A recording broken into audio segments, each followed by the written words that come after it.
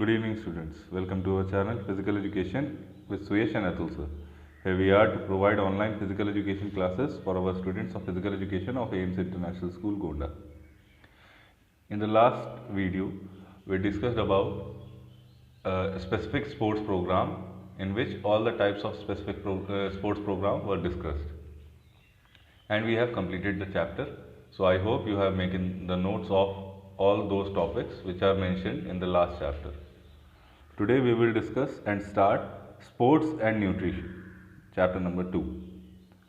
Hello, I am Suyesh and with the help of my co-teacher Atul sir, we are able to bring up this video. So let's begin. Sports and nutrition. If we could give every individual the right amount of nourishment and exercise, not too little and not too much, we would have the safest way to health, said by Hippocrates. Balanced diet and nutrition, macro and micronutrients. So today we will go through with meaning of balanced diet. Meaning of balanced diet is, a balanced diet is one that consists of different food types and sufficient amounts of nutrients for the development of human body. Nutrients are substances that provide nourishment. Essential nutrients include carbohydrates, protein, fats, vitamins, minerals, fibers and water. Components like saturated fat, refined sugar, salt, alcohol, etc. should be taken into moderation. Even what is considered nutritious, such as carbohydrates, should be consumed in appropriate amount. A balanced diet therefore does not have a standard structure. It should be planned according to the individual's body type. The following point must be taken into consideration.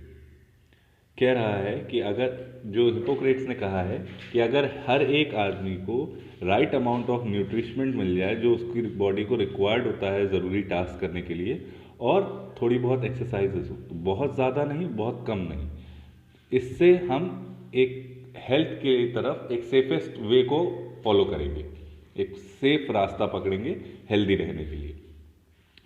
Balance diet and nutrition मतलब balance diet क्या होती है, nutrition क्या होता है, nutrition में macro and micro nutrients क्या होते हैं, ये सभी हम इस और अगले कुछ वीडियोस में जानेंगे.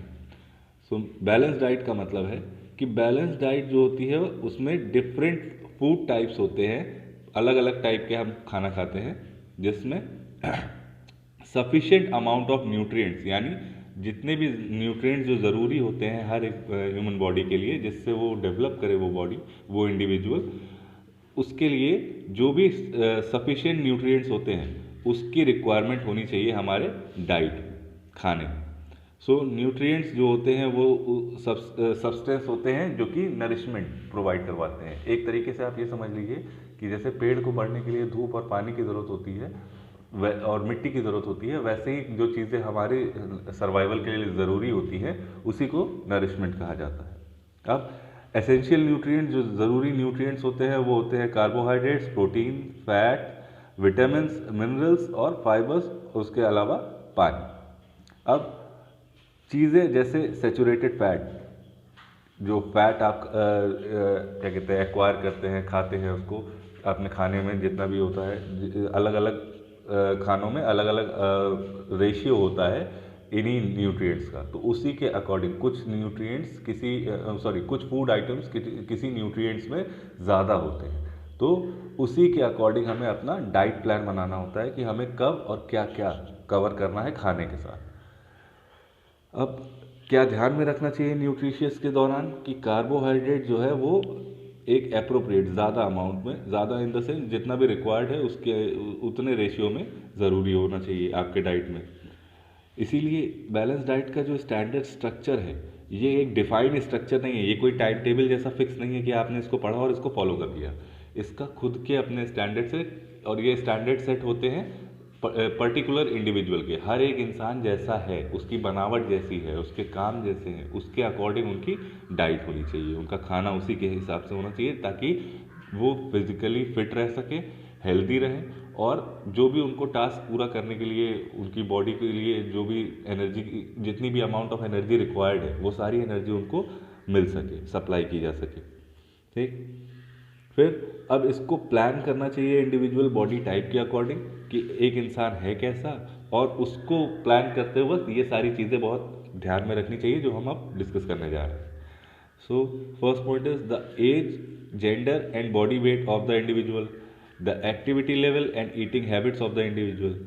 यानी किसी भी एक इंसान की जिसकी हमको प्लानिंग करनी है कि उसका न्यूट्रिशन प्लान बनाना है, तो उसको बनाते वक्त हमें ध्यान में रखना होता है कि उस पर्टिकुलर पर्सन की एज क्या है, वो उसका जेंडर क्या है, मेल है या फीमेल, और उसका बॉडी वेट कितना है, मतलब उसका भार वजन कितना है। उसके अलावा उसकी एक्टिविटीज़ क्या है, कितनी मेहनत की जाती है और काम क्या क्या किया जाता है, उसके हिसाब से, मतलब बैठने का काम है, खड़े होने का काम है, चलने का काम है। अगर उसके हिसाब से फिर हम उसकी एक्टिविटी लेवल चेक करते हैं, उसके बाद उसकी खाने की आदतें को चेक किया जाता है कि वो कितनी है, वो कितना खाता है। फिर situational factors like income level, social customs and availability of food types. अब ये फैक्टर्स भी हमें ध्यान में रखने होते हैं कि उस पर्टिकुलर इंडिविजुअल की इनकम क्या है, उसके और नॉर्म्स क्या हैं, जो सोशल लाइफ वो जी रहा है उसमें वो कौन से रिचुअल्स फॉलो करता है, और उसकी आसपास कौन से खाने के टाइप मिल सकते हैं। अब proportion of proteins, fats and carbohydrates should be in the ratio of 1:1:4। तो अब प्रोटीन, फैट और कार्बोहाइड्रेट का जो रेशियो है वो होना चाहिए 1:1:4, यानी 1% में आप जितनी भी आपकी जो डाइट है उसमें अगर आप कार्बोहाइड्रेट 4% ले रहे हैं तो प्रोटीन और फैट को 1% में लेना चाहिए। The types of food include should be varied, यानी जो वो खाना खाता है वो उसमें वैरायटी होनी चाहिए, उसके पास चॉइसेस होने चाहिए काफ़ी सारे, कि वो उन सारी चीज़ों को भी सारे मतलब खा के अब जितने भी न्यूट्रिएंट्स रिक्वायर्ड है उसको गेन कर सके। फिर meal should be plan in such a manner that the individual takes 3 to 4 meals a day rather than two heavy ones. Breakfast should be the heaviest and dinner the lightest. अब मील को इस तरीके से plan करना चाहिए कि एक इंसान 3 से 4 बार खाना खाए पूरे दिन। अब जैसे नाश्ता 2 टाइम का और खाना प्रॉपर, ठीक। अब उससे अच्छा है कि मतलब 1 मिनट, हाँ, तो उसकी मतलब जो मतलब 3 से 4 मील अ डे उसको लेना चाहिए, 3 से 4 बार उसको खाना चाहिए, बजाय कि 2 बार हैवी खा के और 1 बार लाइट खा के, या 2 बार हैवी डाइट लेना है। जैसे अगर आप सिर्फ खाना खाते हैं दोनों टाइम का और वो ज़्यादा खाते हैं तो वो भी अच्छा नहीं है, उससे ज़्यादा बेहतर है कि आप 4 बार खाना खाएं।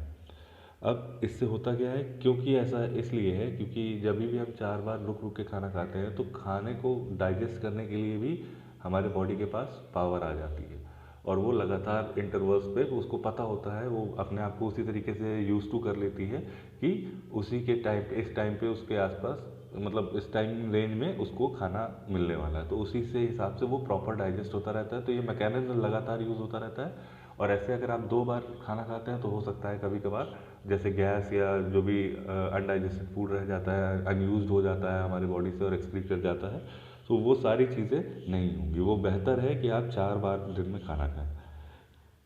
अब ब्रेकफास्ट जो है वो सबसे हेवीएस्ट होना चाहिए, यानी उठते ही जो आप खाना खा रहे हैं वो जो ब्रेकफास्ट का टाइम होता है मॉर्निंग का, उसमें आपको सबसे ज़्यादा हेवीएस्ट डाइट लेनी चाहिए, और जो डिनर है, जो रात का खाना है, उसको सबसे लाइट होना चाहिए। नेक्स्ट वीडियो में हम डिस्कस करेंगे मीनिंग ऑफ न्यूट्रिशंस। आपको ये वीडियो कैसा लगा ज़रूर बताइएगा, और अगर कोई भी आपको कॉन्सेप्ट नहीं समझ में आ रहा है तो एक बार खुद पढ़ के देखिए, और अगर उसके बावजूद नहीं समझ में आ रहा है तो उसे हमारे कमेंट बॉक्स में मेंशन करिए।